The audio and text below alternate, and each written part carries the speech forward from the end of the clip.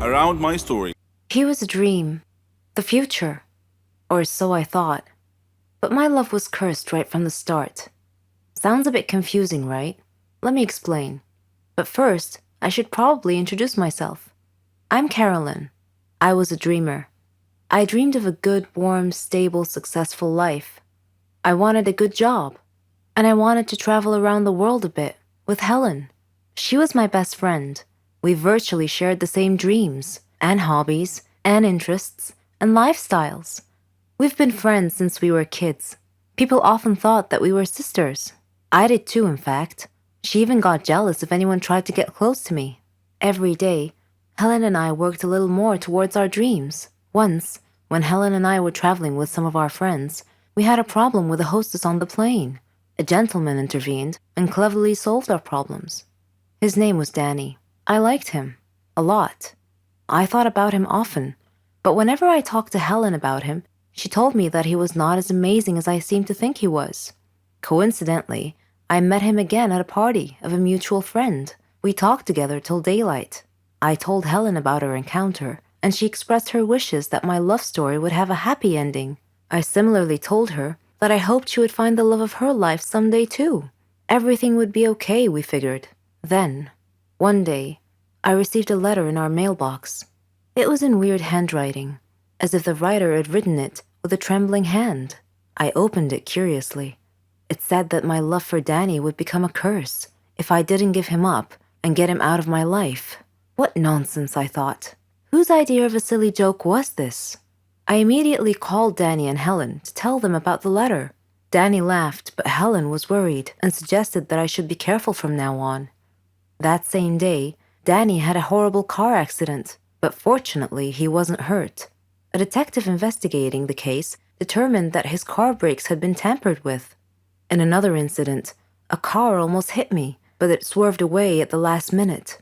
When I mentioned this incident to Danny, he tried to calm me down and told me to just forget about it. He gave me a beautiful bracelet as a present and proposed. We got engaged, and I couldn't have been happier. I wanted to show the bracelet to Helen, but somehow I seemed to have lost it. I couldn't find it anywhere. Anyway, when I told Helen about his proposal, she was thrilled for me. I spent days shopping for just the right wedding dress. I was so busy with preparations that I forgot all about the ominous letter. I went to the wedding hall early to make sure that everything was ready and prepared. Helen was helping me, and Danny kept calling me to make sure I was all right. Suddenly, the lights went out. I called out to Helen, worried that she might have tripped and fallen when the lights were out. When the lights came back on, Helen had fainted, and my dress had disappeared. I screamed to the ceiling, "What do you want from me? Leave me alone!" Suddenly, Danny appeared out of nowhere and asked me what had happened. I told him then and there that we must break off our engagement, otherwise the curse the letter mentioned might injure someone or cause someone to die. Then Helen came too and tried to calm me down. She told me to go to the car and that she would get our stuff and follow me. I loved Danny and wanted to marry him, but now I was seriously worried that this curse threat might actually be real.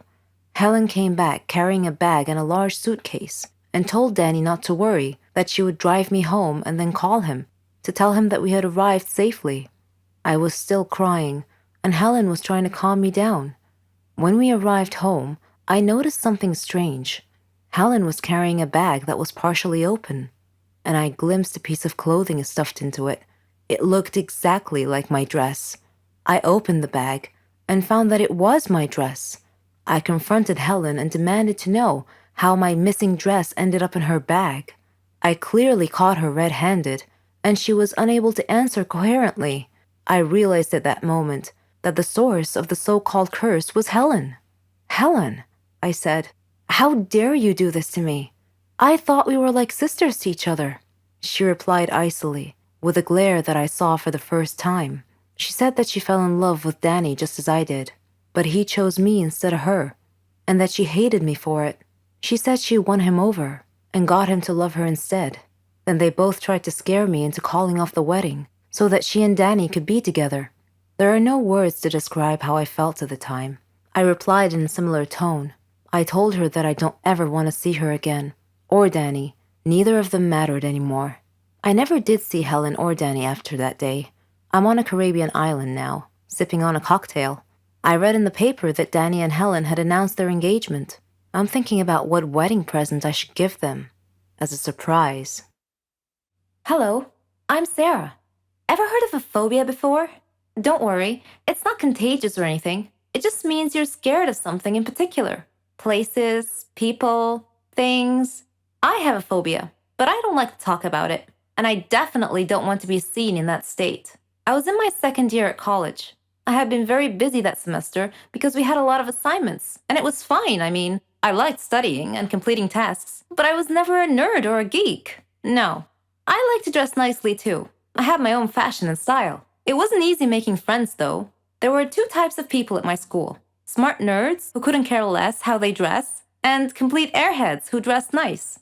I didn't fit in either one of those groups, so I basically kept to myself until one day I got assigned to do a task with a girl and a boy, Jane and Kyle. They didn't look nerdy at all, and I thought to myself, oh great, looks like I'll be doing all the work. But when we started talking about the project, they didn't just sit there or toss ridiculous retorts. All three of us were having an actual conversation about the topic. I was so thrilled. It finally seemed like I belonged somewhere. We became friends and did everything together. We could tell each other anything. Well, not everything. I had one secret from my friends. I never told them I had a phobia. Anyway, a year later, Jane moved to Germany with her parents. She was going to finish college there. So it was just Kyle and I now. All through college, we were the best of friends. We even did our graduation project together. On graduation day, Kyle and I were supposed to go out for dinner. He wouldn't tell me where, said it was a surprise. And what a surprise it was. He had picked the highest tower in the whole city to eat dinner at the very top. I don't have a problem with high places in particular. In fact, I'm sure I'll love the view if I ever make it to the top. No, I had a problem with the elevator.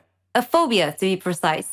So we were standing at the base of the tower, and Kyle was happily listing all the great features and restaurants up there, but I didn't hear any of it. I was too busy fretting, frozen to the spot, desperately trying to find a way out of the situation. I couldn't say no to Kyle, who was all excited to go up the tower, so I clenched it in and tried my best to stay calm. We got in the elevator, and the doors shut. I couldn't control what came after that. I was terrified, screaming and shouting hysterically, banging on the walls, then falling to the ground. Of course, I don't actually remember any of it. Kyle told me later on. The last thing I remember was the elevator doors shutting closed.